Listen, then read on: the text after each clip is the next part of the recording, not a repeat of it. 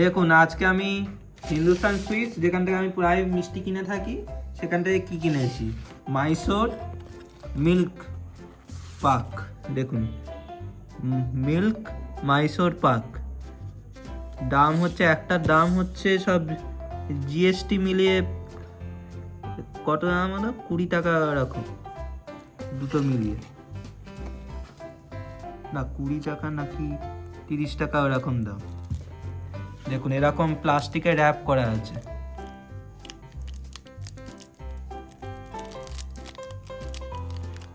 বাবরে, এরকম করে কোনো লজেন্স বার করছি মনে হচ্ছে।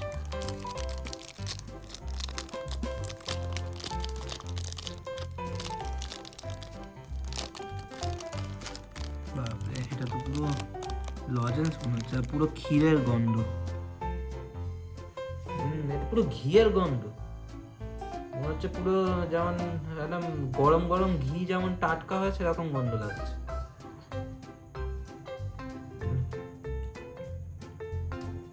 মনে হচ্ছে পুরো ঘি খাচ্ছি, টাটকা টাটকা ঘি।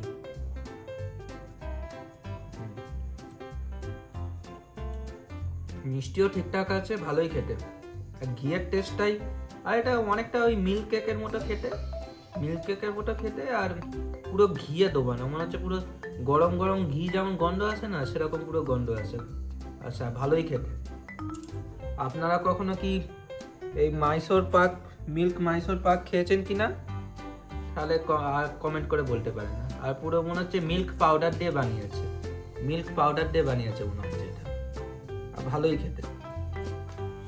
আর এটা এই হচ্ছে মিল্ক মাইসোর পাক, যেটা আমি হিন্দুস্তান সুইটস থেকে কিনেছি, নিয়ালিপুর। ভিডিওটি দেখার জন্য ধন্যবাদ।